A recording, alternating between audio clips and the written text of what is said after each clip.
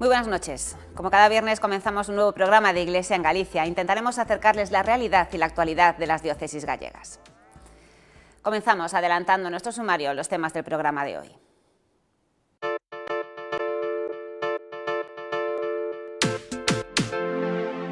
Las reliquias de San Juan de Ávila inician un recorrido por Galicia para dar a conocer la figura del santo y doctor de la Iglesia. Monseñor Barrio invita a la sociedad y a los políticos a dar respuestas solidarias ante la crisis para luchar contra la pobreza. Este miércoles se celebró el primer encuentro diocesano de niños en Santiago de Compostela, una jornada convocada por don Julián con motivo del Año de la Fe. Ourense celebra la fiesta del Santo Cristo, culminando así la novena en la Catedral de San Martiño, predicada este año por Monseñor Leonardo Lemos. La Iglesia dedica el mes de las flores a la Virgen María, Madre de Dios y de todos sus hijos. Entrevistaremos al vicario de enseñanza de Lugo, Mario Vázquez Carballo.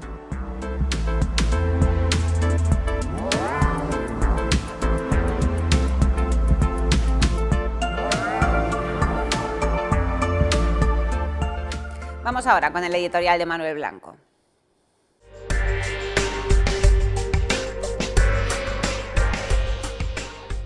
Esta semana pasará a historia polas derrotas de Real Madrid e Barcelona e polas acusacións recientes de amaño de partidos contra o Deportivo. Por iso me recomendaron alcohol para as feridas. No medio dos goles, victorias e derrotas, atopei unhas declaracións de Lewandowski, o dianteiro do Borussia de Dortmund: son católico e non me avergonzo de Xesús, nin da fe nel. Sei que Deus me mira sempre. Impresiona esta declaración de fe por parte dun famoso, non é habitual. Tampouco hai relación entre rezou, gañou o partido, a cousa funciona diferente. A reflexión de hoxe vai sobre o que ensinan as derrotas. Unha derrota ou un fracaso son acontecementos dolorosos, firen corpo e alma, pero serven para aprender. Ilustran sobre o modo de mellorar para a próxima vez. Frustran os soños dourados, é verdade, moitas veces irreais, e fan chorar. Pero cando os asumimos, somos reales, somos limitados, e iso non é malo. Poñámonos de pé, non lle deamos máis voltas a que mal saíu, tan mal o fixen. Preparémonos de novo para dar a cara. Certo día aprendín que só existe unha victoria, a de Cristo sobre o pecado e a morte. Fora diso, todo ten solución. Sei que en frío falar non ten cancelas, que a derrota é dura para os bolsillos, pobres dos que apostaran, e para os ánimos. Dicíalle un pai ao fillo que suspendera: papá preparado, prepárate ti. Se poden, gañen, pois como din na miña terra, bravos somos. Pero non a toda costa. Se toca perder algunha batalla, aprendamos humildade, fe, verdade, xenerosidade, capacidade de sacrificio ou sinxeleza. Xa regresaremos no próximo capítulo cunha nova oportunidade. Como dicía Terminator, sayonara, baby.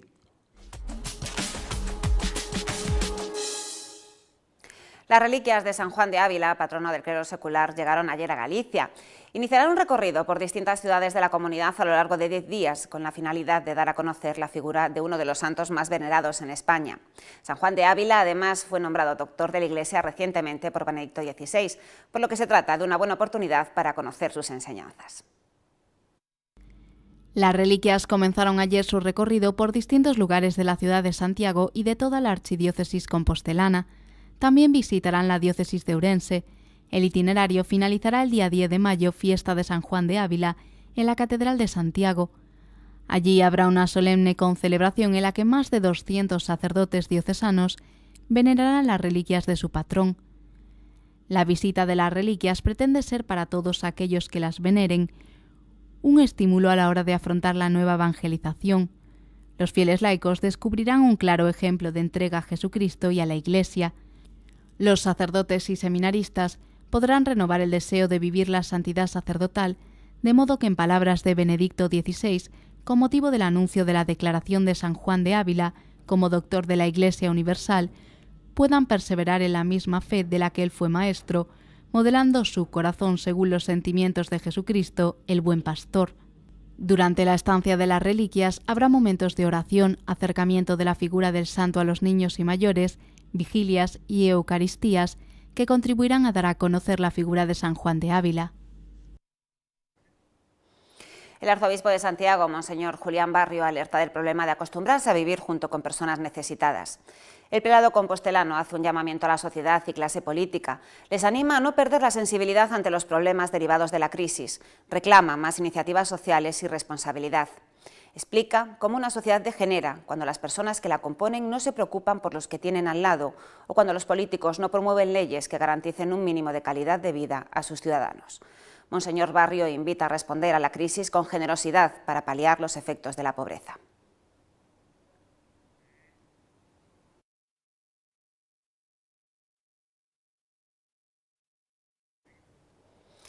Este miércoles 1 de mayo se celebró el primer encuentro diocesano de niños en el Seminario Menor de Santiago. A él se acercaron más de 800 pequeños de tercero a sexto de primaria, procedentes de múltiples parroquias, colegios y movimientos de toda la diócesis. La diversión y la alegría fueron el distintivo de un día en el que los niños pudieron disfrutar de distintos juegos y vivir juntos su fe. Este año se conmemora el Año de la Fe y el arzobispo Monseñor Julián Barrio quiere celebrarlo con todos los fieles de la diócesis.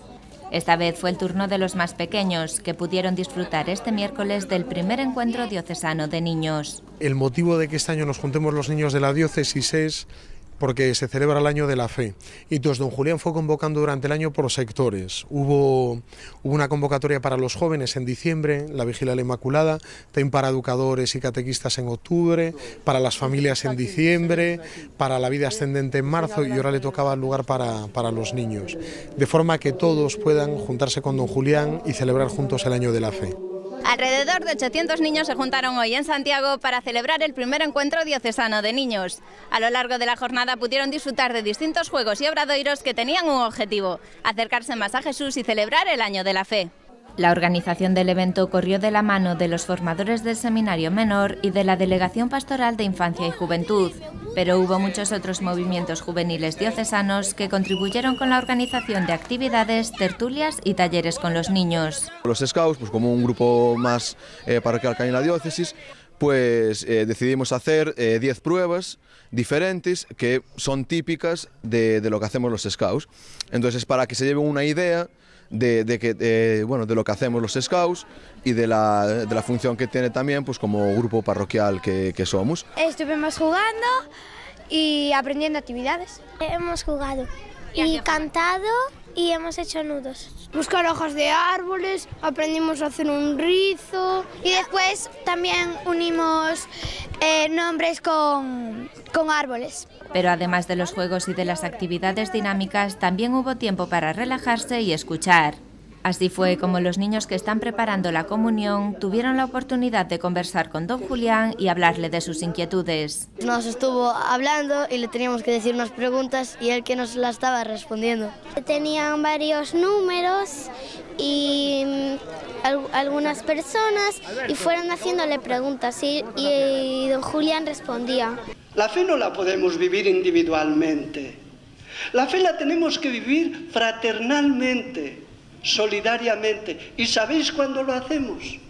Cuando el domingo, en el Día del Señor, se reúne la comunidad cristiana, pequeños, jóvenes, adultos. Pues lo ideal, yo creo, sobre todo es que lleven una experiencia preciosa de iglesia, que se vayan muy contentos y luego también de un verdadero encuentro con Jesucristo. O sea, a través de los juegos, a través de esa entrevista con don Julián, a través de las figuras de los santos, que sobre todo sea un momento de encuentro con él. La jornada concluyó en la Catedral de Santiago con la celebración de una Eucaristía presidida por don Julián. El arzobispo destacó la alegría de ver a la parroquia madre de la diócesis llena de niños que celebran la fe con alegría y entusiasmo.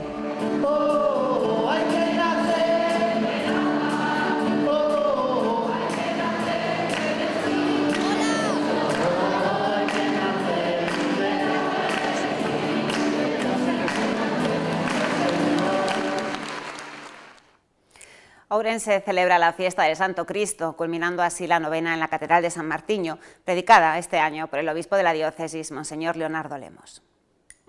El Santo Cristo de la Catedral de Ourense es uno de los principales referentes de la diócesis, una imagen muy característica que centra la devoción y el interés de piadosas leyendas, llegando a ser, junto con las burgas y el puente romano, uno de los símbolos de la ciudad de Ourense. Fue el obispo Vasco Pérez Mariño quien trajo esta imagen en el siglo XIV desde tierras de Finisterre, dando origen a una de las devociones más populares y enraizadas en el culto de los gallegos. Durante esta semana, el obispo de la diócesis de Ourense, Monseñor Leonardo Lemos, predicaba la novena en honor al Santo Cristo en la catedral, una oportunidad privilegiada para la evangelización, centrándose en el credo en este marco del Año de la Fe. Terminó el mes de abril y comenzamos uno de los meses más especiales del año para la Iglesia, ya que es el mes de la Virgen. Los católicos le dedicamos el mes de las flores a la Madre de Cristo, Madre de Dios, a su Madre. De ahí que a lo largo de estos días en numerosos pueblos se celebren romerías en su honor. Mayo tiene un especial significado, pues se honra a la Madre de Dios, la Virgen María. En este mes se le dedican misas y rosarios pidiendo por toda la humanidad. La tradición del mes de mayo, mes de la Virgen, viene desde el siglo XVIII. El mes de mayo se caracteriza por venerar de manera especial a nuestra Madre María Santísima. Es sin duda un tiempo propicio para mostrar nuestra devoción y amor a María, primera discípula misionera de Cristo, que edifica continuamente la Iglesia, la alienta y la mantiene compacta y unida.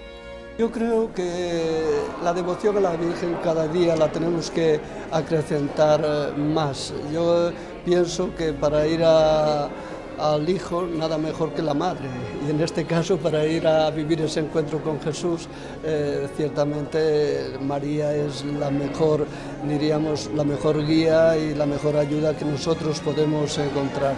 En este sentido, todo lo que podamos hacer por acrecentar esta devoción a María, pues siempre será poco, porque en ella encontramos ese ejemplo donde nosotros podemos mirarnos en esa actitud de Virgen orante, de Virgen creyente y de Virgen oferente. A lo largo del mes de mayo, en pueblos y ciudades de nuestra geografía, aumentan los cánticos y las oraciones a la Madre de Dios y Madre Nuestra. Se celebran además cientos de fiestas y actos marianos. Cada pueblo, cada parroquia, cada capilla tiene especial cuidado para que a la imagen de la Virgen no le falten flores ni velas. Expresión, por tanto, de un sentimiento profundo de amor, pues el mes de mayo tiene como fin honrar a Dios a través de María, y es que la Virgen lo es todo. La Virgen es, le decimos en la letanía, es causa de nuestra alegría. Yo creo que la alegría en la vida también dependerá de esa proximidad de la Virgen. A mí me ha tocado, lo comentábamos antes, de estar en dos colegios. En ambos había niños que habían perdido a su madre siendo muy niños. Y se nota, se nota. Cuando la madre falta, eso deja huella.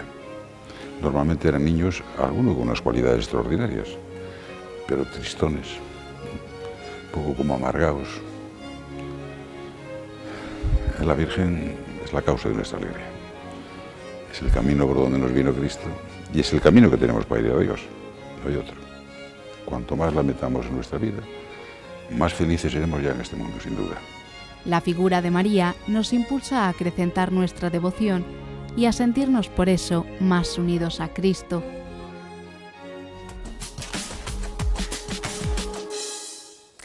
Pues estamos ya en plena campaña de educación porque están ahí las matrículas para los próximos cursos. Hoy queríamos hablar de la enseñanza religiosa en la escuela. Nos acompaña el vicario de enseñanza de la diócesis de Lugo, Mario Vázquez Carballo. Muy buenas noches, Mario. Buenas noches, María. Contigo podríamos hablar no solamente de la enseñanza religiosa, sino de otros muchísimos temas. De hecho, a ver si nos da tiempo a tratar algún aspecto más. Hablamos de lo que quieras, sin ningún problema. ¿Por qué iba a decir, empeño de la Iglesia en la enseñanza religiosa? ¿Es realmente un empeño? ¿Es un derecho? ¿Es realmente una necesidad también? Hombre, la Iglesia no se entiende sin la educación. Yo creo que el primer maestro fue Jesús y por lo tanto no podríamos renunciar al magisterio en la Iglesia sería renunciar a la esencia del cristianismo. Jesús fue el primer gran maestro, los primeros grandes alumnos de Jesús fueron los apóstoles, el colegio apostólico, y por supuesto la gente, las grandes masas que acudían a escuchar al maestro. Y él mismo se ofreció como maestro de la verdad, el camino, yo soy el camino, la verdad y la vida. Por lo tanto, renunciar a la educación, yo creo que... otra cosa son las formas y las formas de presencia, pero pertenece a su mismísima identidad, a la identidad propia del cristianismo, la enseñanza. Y la enseñanza religiosa en la escuela es también una necesidad. De hecho, es completamente diferente a la catequesis, no se trata de ningún tipo de adoctrinamiento, sino un poco el punto de vista de la realidad y mucho de la esencia de lo que somos. Sí, yo creo que a veces se acusa a la Iglesia de adoctrinar. La Iglesia no tiene por qué adoctrinar. También hay doctrina, lógicamente, pero adoctrina a todo el mundo, de alguna manera, entre comillas, algunos mucho más. La Iglesia no siente la necesidad de estar presente en el mundo de la educación, no solamente para divulgar y hacer publicidad de su mensaje, sino que también pertenece a la naturaleza de la evangelización, y educar es una forma privilegiada de evangelización. Por lo tanto, por otra parte, las primeras escuelas nacieron en el seno de la Iglesia, como nacieron las universidades. Recordar las escuelas catedralicias, por ejemplo, en la Edad Media, cuando nadie se preocupaba por la educación y por la enseñanza, los seminarios, con la historia que tienen después de Trento. Por lo tanto, querer que la Iglesia renuncie a la educación sería absurdo. Y por lo tanto, ya que pertenece a su mismo ser, a su misma identidad, nosotros tenemos que estar presentes, además de nuestras propias escuelas y nuestros propios colegios, que deberían ser ideales y cada vez que hay que mejorar mucho, probablemente, tenemos que estar presentes en la enseñanza pública porque es un derecho de los ciudadanos, en el contexto de la libertad religiosa, y es un derecho de los padres. Los padres tienen derecho a educar a sus hijos en la religión que ellos profesan. Eso está reconocido por la Constitución española y, por lo tanto, querer suprimir eso, como recientemente se ha dicho, denunciar los acuerdos, me parece absurdo, me parece atentar contra la libertad religiosa. En nombre de la libertad, algunos partidos se están pasando a extremos incomprensibles más allá de los márgenes de la democracia, y yo creo que eso no es correcto. La enseñanza religiosa en la escuela también es un poco la hermana pobre a veces, ¿no?, por todo esto que estás comentando. Desgraciadamente, yo creo que se le ha maltratado a la religión, y a pesar de todo, a pesar de haberla maltratado legalmente, incluso legalmente, porque no tiene valor ni para las becas ni en las medias, es una forma de querer suprimirla, pues a pesar de todo, ahí está, los padres, yo creo que es un milagro, siguen eligiendo el 70% de los padres con sus alumnos, con sus hijos, la religión a nivel nacional. Por lo tanto, creo que hay que recuperar este derecho que tienen los padres, darle el valor que tiene la religión. Yo siempre digo que un niño, un joven o un adulto que no tenga unos mínimos de cultura religiosa, que no sepa, ya más allá de incluso el diálogo fe-razón, que es fundamental y esencial en la vida, y la filosofía. No se puede saber filosofía sin saber a Santo Tomás, sin conocer el pensamiento de San Agustín, de los grandes pensadores y de los grandes filósofos de la historia, de antes y de ahora. Por ejemplo, el personalismo cristiano, los grandes filósofos personalistas, el que no los sepa, pues mal andará a nivel de razón, ¿no? Pero sobre todo, yo creo que hoy, por ejemplo, entrar en el Museo del Prado, alguien que no tenga cultura religiosa, católica, cristiana y cultura religiosa en general, pues no va a entender el 80%, me atrevo a decir con toda naturalidad, el 80% de los cuadros y de las esculturas de arte que hay hoy no se entienden como no se entiende una catedral si no se tiene cultura religiosa. Ya no digamos la cultura en general. Europa no se comprende sin el cristianismo. Por lo tanto, a mí me parece que a pesar de estar en una sociedad tan secularizada, yo creo que la secularización es algo normal, es un proceso normal, no así el secularismo, es decir, que es el rechazo del fenómeno religioso y de la presencia pública del fenómeno religioso en la sociedad. Pues a pesar de estar en la sociedad que estamos, yo creo que hay que recuperar y reivindicar, y que es bueno para todos, la presencia de la cultura religiosa en la sociedad en general y, por supuesto, en la escuela. Me gustaría también, Mario, romper una lanza en favor de los profesores de religión. Gente tremendamente preparada, muy comprometida, además, con lo que hace. Sí.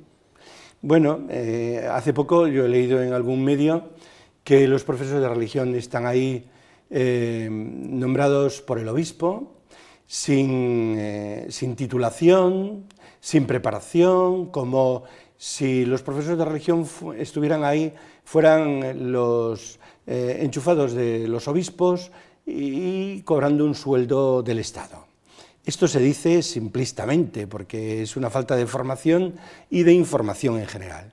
En primer lugar, los profesores de religión están ahí porque hay unos acuerdos Iglesia-Estado a los cuales se les exige competencia igual que a los demás. Es decir, competencia igual que los demás. En primer lugar, ningún profesor de religión puede impartir clase de religión, ni un centro privado ni público, si no tiene lo que se llama un título, que se llama el DECA. Además de magisterio, para infantil y primaria, y licenciatura para ESO y secundaria, los profesores de religión tienen que tener el DECA, que significa las siglas Declaración Eclesiástica de Competencia Académica. Por lo tanto, todos los profesores tienen que tener ese título que tiene valor civil en la competencia académica. Además de ese título, después, el privilegio que tienen los obispos, privilegio entre comillas, que es normal, el obispo en su diócesis tiene que darle una especie de visto bueno al profesor de religión, que se llama la missio canónica, eso está en el Código de Derecho Canónico y forma parte de los acuerdos Iglesia-Estado, y la missio canónica y la DEI, la Declaración Eclesiástica de Idoneidad, porque puede haber profesores de religión que sean grandes expertos en religión, pero que no sean idóneos, porque no son creyentes, porque no practican la religión que van a enseñar, y la religión católica exige una praxis, además de la enseñanza, una praxis, una ejemplaridad. Ahí está la distinción de los profesores de religión, que se les exige que sean ejemplares, que den buen ejemplo de lo que enseñan. Pues eso es normal que se pida y es de sentido común. Y por eso los profesores de religión son competentes como los demás y no están ahí por oposición, eso sí, sino por unos números, un baremo. Entra en unas listas, unos créditos, unos méritos que tienen, y después es la Xunta misma quien hace ese baremo. Lo que pasa es que sin la propuesta del ordinario del lugar, del obispo, cada uno en su diócesis, a pesar de que fuera competente, no podría enseñar religión. Mario, además de vicario de enseñanza en la diócesis de Lugo, es también el delegado de Pastoral Universitaria. Se vuelve otra vez un poco a retomar un diálogo que quizás estaba un poco olvidado o dejado. Es esa presencia otra vez en las universidades, volver a los campus, al menos en nuestra diócesis. Sí, nunca deberíamos haber salido. De hecho, la Iglesia tiene las universidades católicas, pero de hecho también la presencia, sobre todo en el mundo del magisterio, siempre hubo teología, siempre hubo religión, ahora teología, y en otras universidades con la posibilidad de que fuera optativa. Pero a mí me parece que la teología en el mundo universitario es también un valor, porque todos los católicos, incluso no católicos, hay una ateología, se ha publicado hace poco un libro sobre la ateología, pero para escribir algo en contra de la teología hay que saber teología, incluso la teología de los ateos, ¿no? Sería. Pero la teología es fundamental porque cualquier persona que quiera ser creyente en el mundo de hoy, que tenga un mínimo de cultura, debe ser capaz de dar razón de la fe. Y la universidad ofrece eso, ¿no? La posibilidad de dar razón de la fe al católico adulto. Y por lo tanto, además, se exige también, pues, por ejemplo, los maestros que el día de mañana vayan a impartir clases de religión, tienen que tener unos créditos, van a ser 24 ahora por la convergencia europea, para poder tener el título DECA, y lleva consigo unos módulos de asignaturas de teología básicas, de síntesis teológica, cristología, eclesiología, un poquito de todo, para el diálogo fe-cultura, que también se estudia ahí, para poder impartir clases de teología. Por lo tanto, eso por un lado, pero por otro también la presencia de la pastoral en la universidad, a mí me parece que es fundamental. Ciertamente, tal vez en la modernidad la Iglesia no tuvo, no evangelizó la universidad, y es un problema, ¿no? No podemos estar al margen del mundo de la universidad, y es que además hay muchos profesores católicos que quieren una presencia de la Iglesia en la universidad, que quieren tener allí un sacerdote que les atienda en su problemática, en sus acontecimientos, si muere alguien, que se tenga un funeral también por esa profesora o alumno que fallece, y que se realicen actividades. De hecho, en Lugo estamos comenzando, en la pastoral universitaria, pues hemos tenido ya varios encuentros, ahora a nivel Galicia también, y están encantados de encontrarse y hablar de su problemática y de... Que es un poco precisamente también el objetivo que tiene el tercer encuentro, ¿no?, de educadores católicos, que precisamente se celebra mañana en Lugo. El tercer encuentro de educadores católicos que se celebra mañana en Lugo, uno de los objetivos que pretendemos es que el profesorado en general, los maestros, pero también el mundo universitario se encuentre y nos escuchemos y podamos dialogar y formarnos, comer juntos, porque además en el encuentro los que quieren se quedan a comer, que vamos a participar unos 130, de la mayoría de los 130 inscritos, unos 90 vamos a comer juntos después, tendremos incluso después un pequeño acto lúdico, musical, siempre tiene algo de originalidad este acto musical, porque a veces es un niño que está en aprendizaje de la música, o maestros de escuela que fueron músicos, como fuixan os Ventos el año pasado, etc. Y además, pues bueno, siempre hay un plato fuerte, que es una conferencia. En este caso va a ser José Manuel Domínguez, conocido conferenciante, doctor en filosofía, profesor en instituto y en universidad, que va a hablar sobre la identidad del educador católico, identidad y misión del educador católico. Y después la segunda parte, que va a ser también muy intenso durante 2 horas, va a ser el relato de experiencias educativas, de tal manera que primero se relatan las experiencias, pero después en una especie de mesa redonda los oyentes pueden tener diálogo con los ponentes.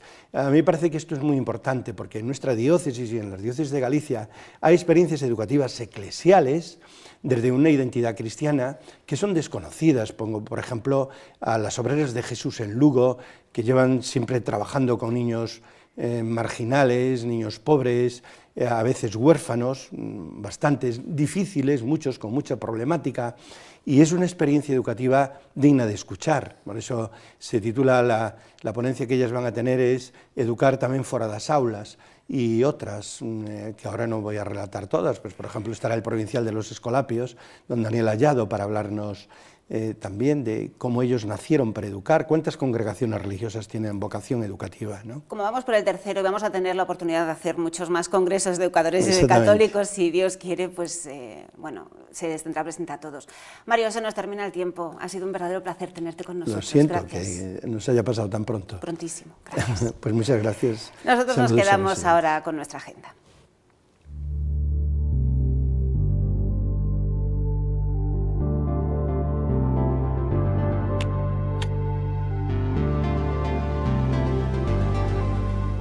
Las reliquias de San Juan de Ávila, patrono del clero secular, están en la Archidiócesis de Santiago. El viernes día 10, festividad de este santo, el relicario estará en la catedral y a la 1 se celebrará una Eucaristía solemne con botafumeiro que estará presidida por el arzobispo de Santiago, Monseñor Julián Barrio. Participarán más de 200 sacerdotes de la Archidiócesis compostelana. Se homenajeará también a los sacerdotes que cumplen bodas de diamante, oro y plata sacerdotales, 60, 50 y 25 años de ordenación.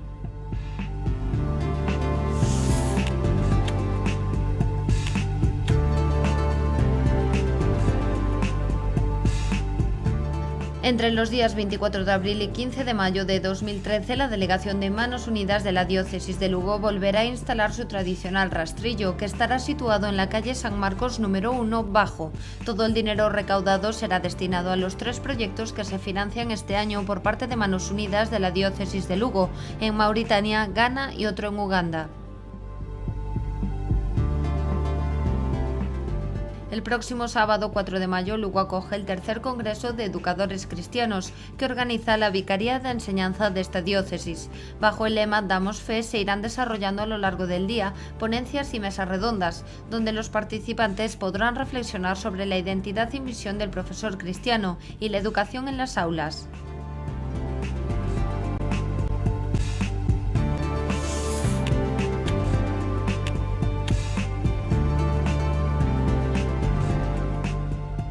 Con motivo de la Jornada del Enfermo, el convento de las Dominicas de Valdeflores acoge la celebración de la Pascua del Enfermo con la Eucaristía a las 12 del mediodía, que estará presidida por el Vicario General de la Diócesis, Antonio Basanta.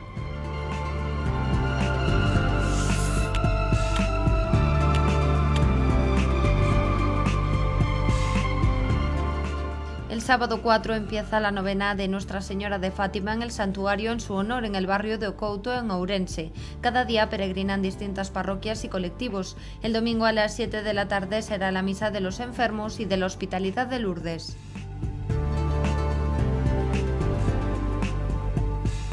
El domingo 5 de mayo, el obispo de Ourense, Monseñor Leonardo Lemos, preside una celebración penitencial a las 6 de la tarde en la Catedral de San Martiño, culminando así la misión por las plazas que puso en marcha el camino neocatecumenal durante la Pascua.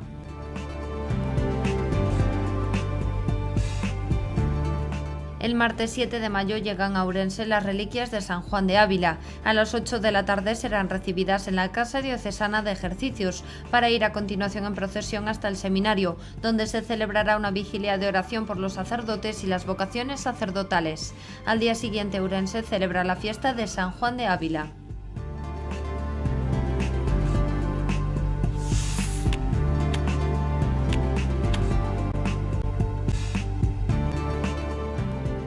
En el marco del Año de la Fe y con el objetivo propuesto en la programación diocesana de presentar el testimonio de cristianos que vivan su fe en distintas situaciones a través de publicaciones, encuentros y medios de comunicación, el Consejo de Diocesano de Laicos y la Delegación Episcopal de Apostolado Seglar organizan la 32ª Semana Diocesana de Apostolado Seglar. A lo largo de estos días se sucederán mesas redondas, conferencias y celebraciones en distintos puntos de la diócesis.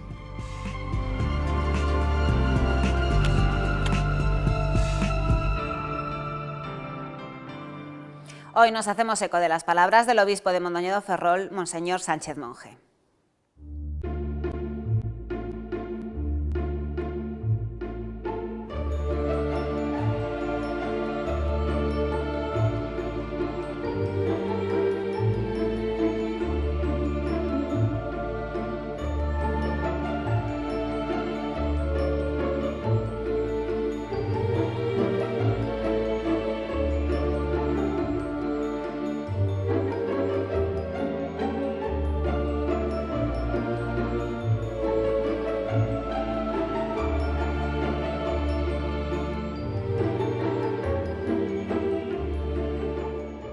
Pues hasta aquí todo nuestro tiempo. Como siempre, ha sido un verdadero placer compartirlo con todos ustedes. Nosotros volveremos el próximo viernes para seguir ofreciéndole la actualidad de la Iglesia en Galicia. Aquí les esperamos. No nos fallen. Feliz semana a todos.